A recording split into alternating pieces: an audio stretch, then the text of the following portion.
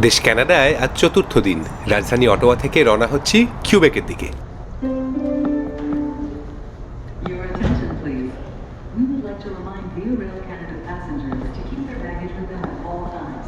For your safety and security, please do not leave your belongings unattended. এই Quebec হলো কানাডার French অঞ্চল। দুটি প্রধান শহর মন্ট্রিয়াল ও কিউবেক সিটি। আমাদের প্রথম গন্তব্য মন্ট্রিয়াল। ট্রেনে করে ঘন্টা দুয়েকের পথ। লক্ষণীয় সব সাইনবোর্ডেই জুড়ে গেছে ফরাসি ভাষা। মন্ট্রিয়াল হলো প্যারিসের পর পৃথিবীর দ্বিতীয় বৃহত্তম শহর, যেখানে ফরাসি প্রাথমিক ভাষা হিসেবে ব্যবহৃত হয়। তবে জনসংখ্যার একটি উল্লেখযোগ্য অংশ ইংরেজি এবং ফরাসি উভয় ভাষাতেই পারদর্শী।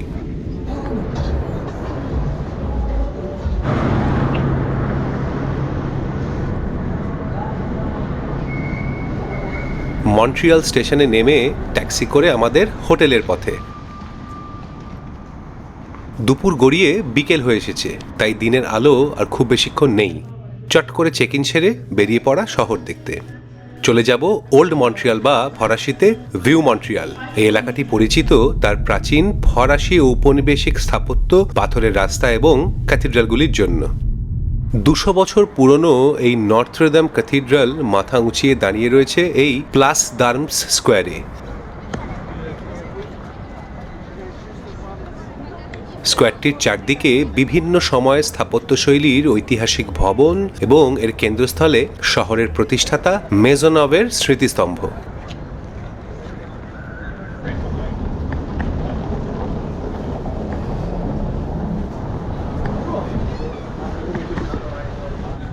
হাঁটতে হাঁটতে ভিওপোর্ট দে মন্ট্রিয়াল বা মন্ট্রিয়ালের ওল্ড পোর্ট এলাকায়।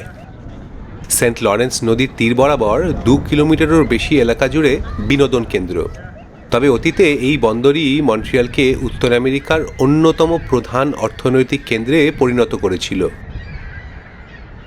1600 গোড়ার দিকে এটি ছিল ফরাসি পশম ব্যবসায়ীদের জায়গা। 1830-এর আশেপাশে আনুষ্ঠানিকভাবে বন্দরের কার্যক্রমের কেন্দ্রবিন্দুতে পরিণত হয়। 1976 সালে মন্ট্রিয়াল বন্দরের কার্যক্রম শহরের পূর্ব দিকে স্থানান্তরিত হওয়ার পর পুরনো বন্দরের এই ঐতিহাসিক এলাকাটি ব্যবহারের অভাবে জীর্ণ হয়ে পড়ে। 1990-এর দশকে ব্যাপক পুনর্গঠন ও উন্নয়নের মাধ্যমে একটি বিনোদনমূলক ও ঐতিহাসিক পর্যটন কেন্দ্রে রূপান্তরিত করা হয়।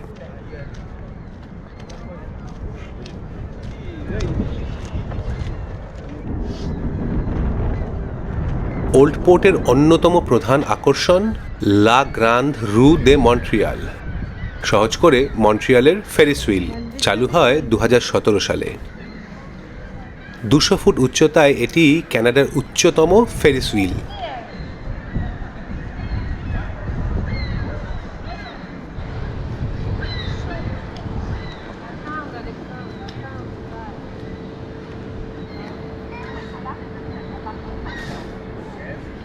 কাঁচের ঝুলন্ত গন্ডোলাগুলো নাগরদোলার মতো চরকি কাটে, আর দিগন্ত জুড়ে দেখা যায় মন্ট্রিয়াল স্কাইলাইন, সেন্ট লরেন্স নদী এবং ওল্ড মন্ট্রিয়ালের বিভিন্ন স্থাপত্য।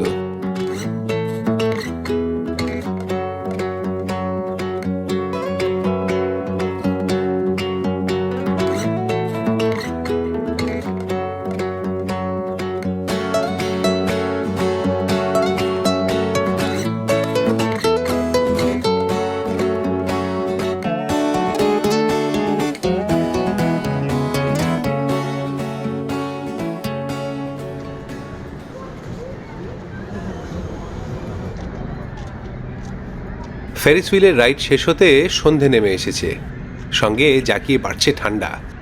কাল সকালে রয়েছে মন্ট্রিয়াল শহরের বাস ট্যুর, তাই আজ আর কথা না বাড়িয়ে ট্যাক্সি ধরে সোজা ফেরত হোটেলের পথে।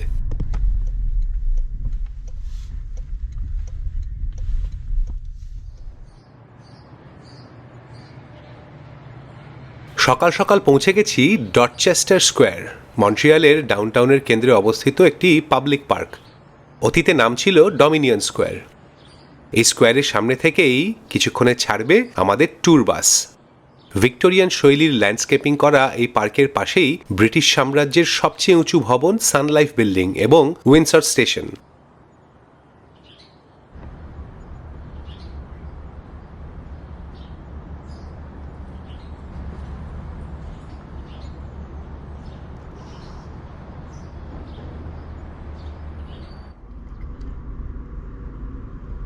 গ্রে লাইনের অফিসের কাউন্টার থেকে টিকিট সংগ্রহ করে উঠে পড়া এই লাল বাসে।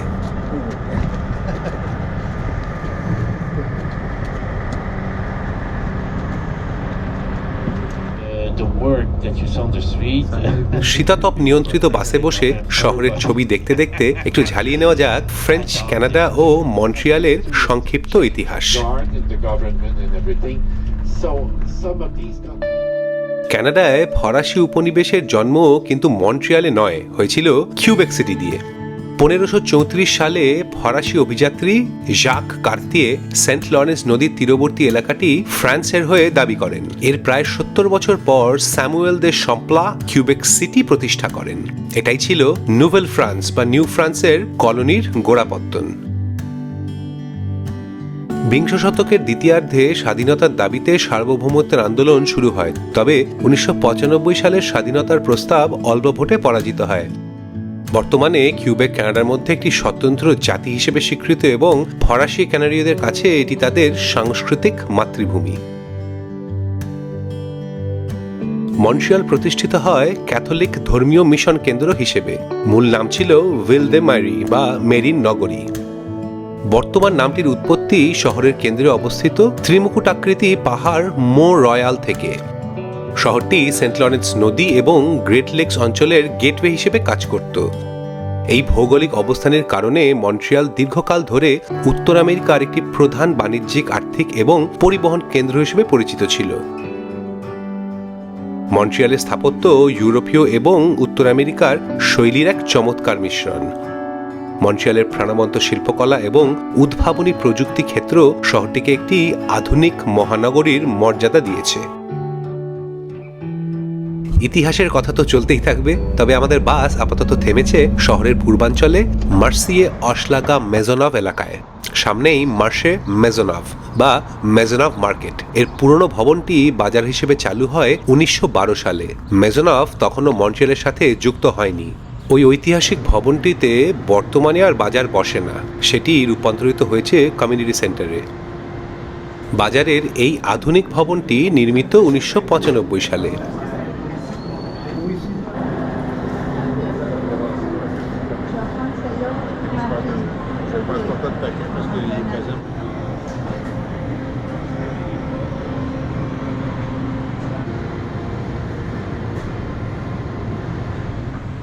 La personne avec le 48. C'est moi.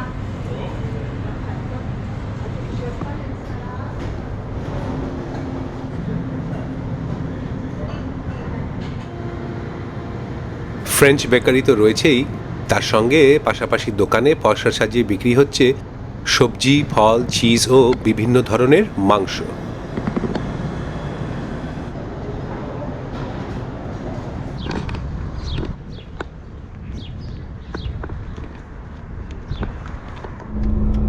That's my neighborhood. Right here, another stadium, but that one is for our professional soccer team. You know, the bus right here, where you have the crane. অশলাগা মেজনভ এলাকাতেই অধিষ্ঠান করছে আরেক iconic landmark, মন্ট্রিয়ালের Olympic stadium. 1976 সালের গ্রীষ্মকালীন Olympic গেমসের সময় নির্মিত। ফরাসি স্থপতি রজার টাইল বেয়ারের ডিজাইন করা এই টাওয়ারটি হল বিশ্বের সবচেয়ে উঁচু হেলানো টাওয়ার।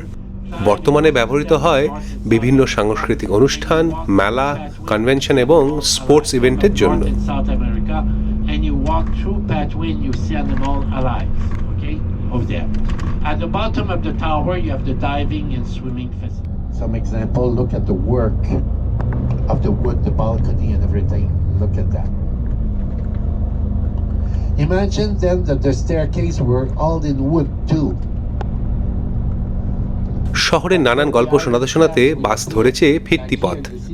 ডাউনটাউনে শেষ করার আগে একটা ছোট্ট স্টপ মন্ট্রিয়ালের আরও একটি বাজারে, জনপ্রিয় farmers market Marche Jean তালন।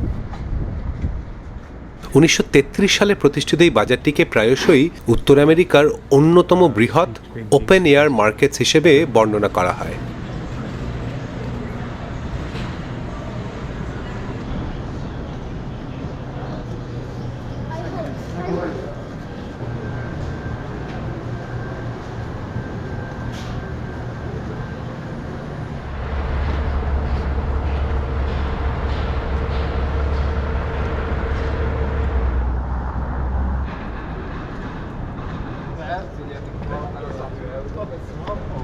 Very what?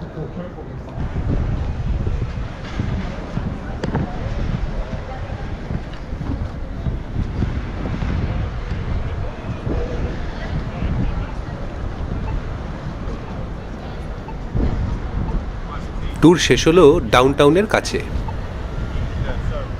মন্ট্রিয়ালের প্রধান বাণিজ্যিক সড়ক সেন্ট ক্যাথরিন স্ট্রিটে অবস্থিত সেন্টার ইটন দে মন্ট্রিয়াল, একটি বৃহৎ শপিং মল এবং অফিস কমপ্লেক্স।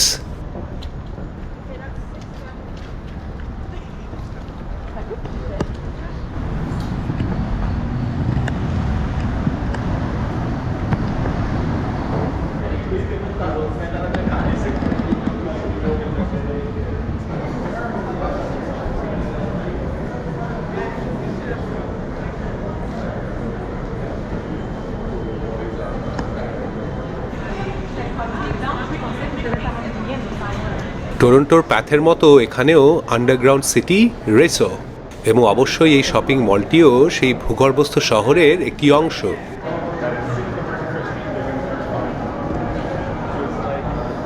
মলের ভেতর আধুনিক ফুড হল টাইম আউট মার্কেট।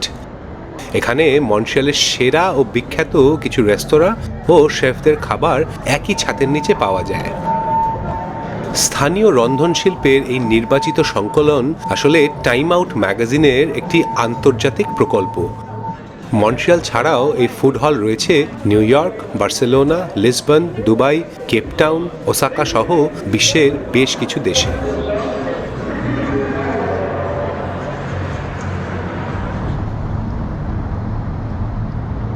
বাইরে এখন ছকছকে রোদ, তাই এটাই সেরা সময় পায়ে হেঁটে ঘুরে শহর বেড়ানোর।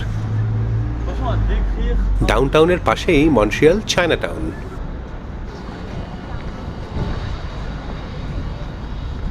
আরও কিছুটা এগোলেই রু সাঁ পল বা সেন্ট পল স্ট্রিট। দুপাশে রয়েছে সারি সারি পাথরের তৈরি ভবন, যা তুলে ধরে 1600 ও 17 দশকের ফরাসি উপনিবেশিক আমলের একটি চিত্র।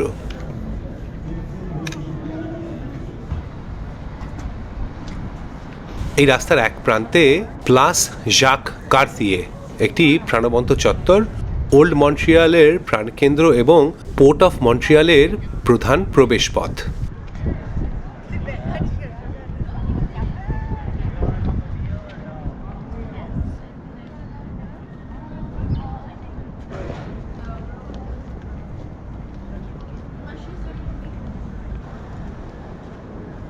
নদীর পার বরাবর একটু এগোলেই ঐতিহাসিক বঁসেকুর মার্কেট।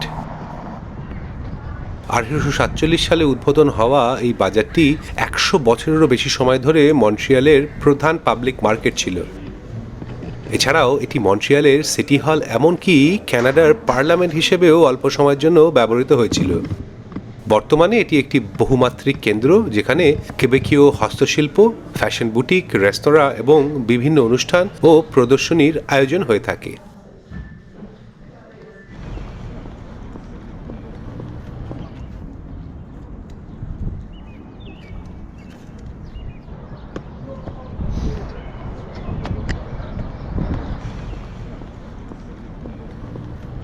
এই পাবলিক স্কোয়ার থেকে কয়েক পা হাঁটলেই নর্থডেম ক্যাথিড্রাল। এখান থেকেই শুরু করেছিলাম মন্ট্রিয়াল শহর ভ্রমণ, তাই এখান দিয়েই শেষ করছি। টিকিট কাটা আছে ব্যাসিলিকার ভেতরে আয়োজিত immersive light and sound show এর, নাম অরা। মাল্টিমিডিয়া স্টুডিও মোমেন্ট ফ্যাক্টরির তৈরি 45 মিনিটের একটি প্রযোজনা। ব্যাসিলিকার উঁচু সিলিং, বেদি এবং শিল্পকর্মগুলির ওপর আলো প্রক্ষেপণ, সঙ্গে অর্কেস্ট্রাল মিউজিক মিলিয়ে বেশ একটা অন্যরকম অভিজ্ঞতা।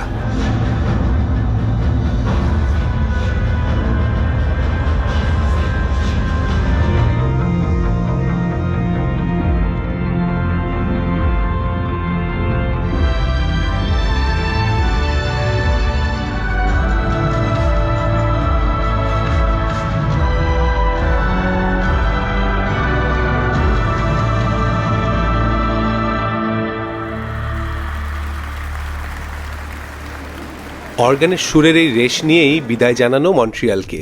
পরদিন সকালে বেরিয়ে পড়লাম এই কানাডা সফরের অন্তিম গন্তব্য কিউবেক সিটির উদ্দেশ্যে। স্টেশনে বসে অপেক্ষা করছি ট্রেনের, আর মাথার ভেতর ভাসছে ফরাসি শহর মন্ট্রিয়ালের টুকরো টুকরো ছবি। সঙ্গে থাকুন পরবর্তী পর্বে।